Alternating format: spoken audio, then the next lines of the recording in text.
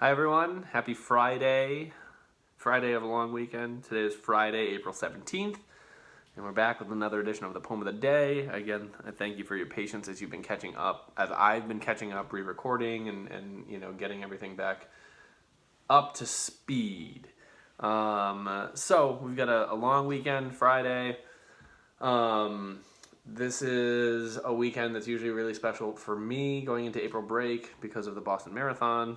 And even though I was not planning on running this year, I've run it I think 7 times, and some of my closest friends run. My band members that aren't Mr. McKnight and Mr. Martin run. That's how we met.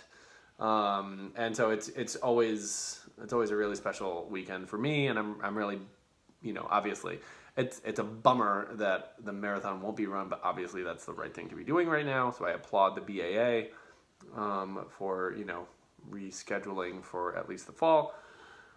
In any event, I'll probably talk a lot more about that either on Saturday or probably on Marathon Monday on Patriots Day. I want to share a poem with you by a poet whose name is Kofi Awoonor. And he's known for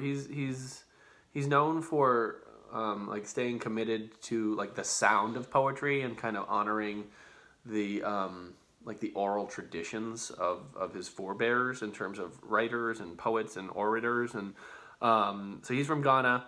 And he's just got a really interesting story. He's served as like film director at the National Film Institute, I think, in Ghana, and I believe he was a writing professor at Stony Brook, and so he's been all over the world. He unfortunately passed, I believe, in I think it was, I know it was 2013. I think it was some sort of bombing or something like that at a demonstration.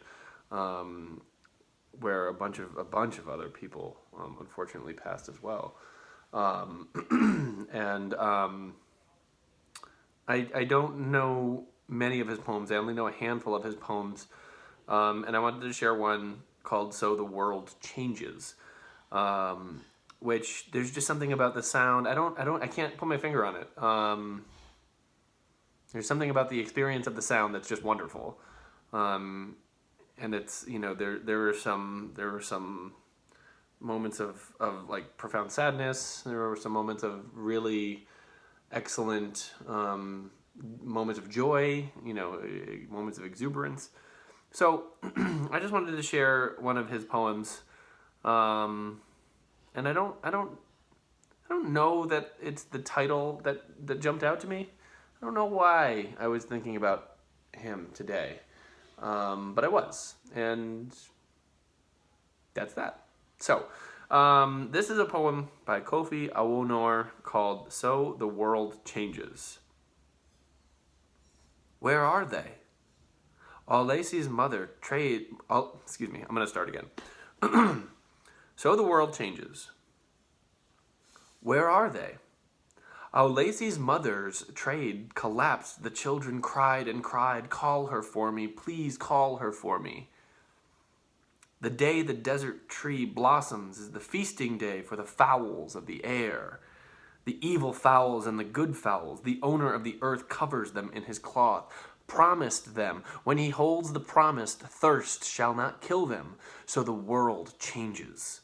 Rain comes after the drought, the yam festival after the sowing time. Do not lose heart.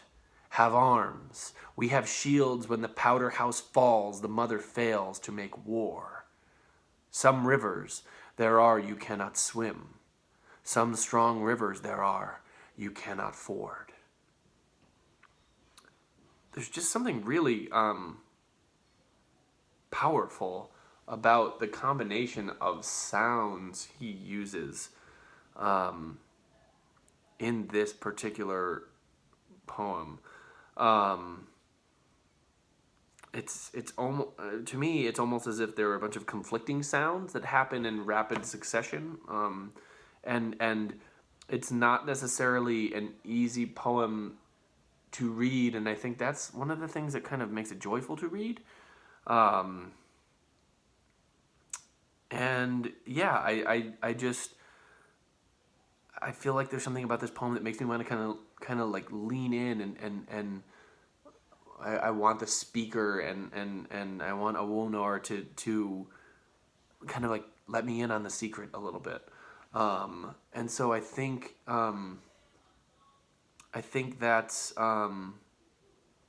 maybe that's what drew me to this poem for today. So yeah, that's So the World Changes, and I hope you all have excellent weekends lined up. I hope you have peaceful weekends lined up, and with the extra day off on Monday, I hope that you find yourself able to reset and recenter yourself. I was able to do a little bit of that emotionally myself today. I'm in a much better spiritual and emotional and mental place than I was yesterday. And yeah, I hope you can enjoy your upcoming 3-day weekend. Either way, I will be back. I might try something. I think I know what I'm going to read for tomorrow, for Saturday, and I definitely know what I'm going to read for Sunday, unless I chicken out. So we've got good stuff lined up for the continuation of the poem of the day. This is, I guess, yeah, this is a month for me. On the 17th, Mr. Richardson started it on the 16th, and then I jumped in on St. Patrick's Day with the Billy Collins poem. So, woohoo! Thanks for tuning in, whether it's your first or you've been watching for a month. All right, that's enough for me. You don't want to hear from me anymore. Take care of yourselves, wash your hands, be good to each other, and we will see you again for another poem of the day tomorrow.